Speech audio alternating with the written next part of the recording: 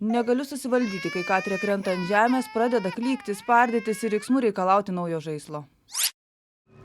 Paprastai pranas negauna lupti, tačiau kai jis išbėga į gatvę atvažiuojant mašinai, kaip jam galiu paaiškinti, kad tai pavojinga?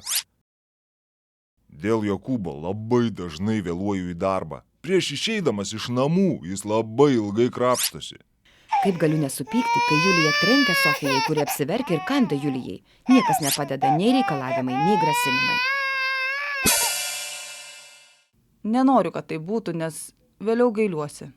Tai nekeičia jo elgesio. Jis nieko nesupranta, tik išsigąsta. Po minutės įsiplieks dar didesnis ginčas. Kaip save suvaldyti, kai esate nepaprastai susijaudinę? Ką darote, kad nepratrūktumėte? Atsitraukite, jei įmanoma išeikite iš kambario, bet visų pirma pasirūpinkite vaiko saugumu. Giliai įkvėpkite. Suskaičiuokite iki 10, iki 20, iki 100. Atvirai sakykite jausmus, kuriuos jaučiate. Pagalvokite apie ką nors malonaus. Mintyse pasakykite sau, nusiramink. Jis taip elgiasi netyčia, tik susitvardymas gali man padėti. Ko imtis vietoj pliaukštelėjimo? Priminkite taisykles. Jau vakar tau pasakiau, kad šiandien nepirksime naujų žaislų. Jei vaikas elgiasi kitaip nei tikėjotės, svarbu priminti apie anksčiau nustatytas taisykles. Priminkite vaikui apie jas net tada, jei manote, kad vaikas jūsų nesiklauso. Vaikui ši informacija labai svarbi.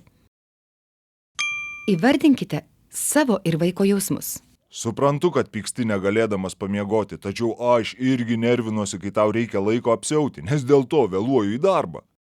Įvardindami vaiko jausmus padedame jam suprasti, kas vyksta jo galvoje. Išmokote tai pavadinti tinkamai žodžiais ir parodote, kad jūs suprantate jį, kad jis jums rūpi.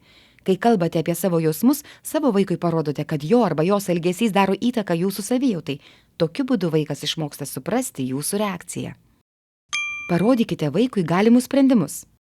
Vietoj to, kad muštum seserį, pasakyk jai, kuo esi nepatenkinta ir kodėl ant jos pyksti. Maži vaikai nesugeba išreikšti savo jausmų taip, kaip suaugę. Štai kodėl jie kartais mušasi, kanda, žnybia ar stumdo kitus.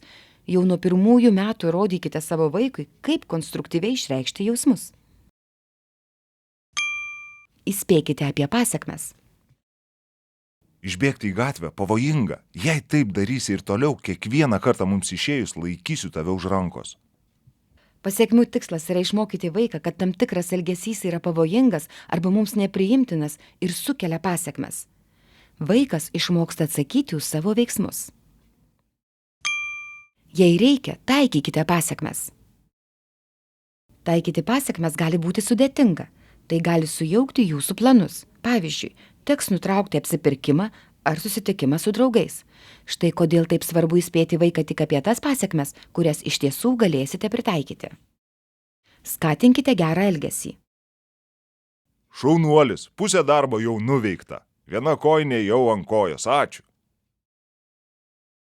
Mes mieliau darome tai, už ką esame giriami. Jei pastebime net ir nedidelį progresą, vaikui parodome, kad verta stengtis. Apsilankykite interneto svetainėje pozityvitėvystė.lt, kurioje rasite informacijos, kaip užauginti vaiką, jam nepliaukštelėjus.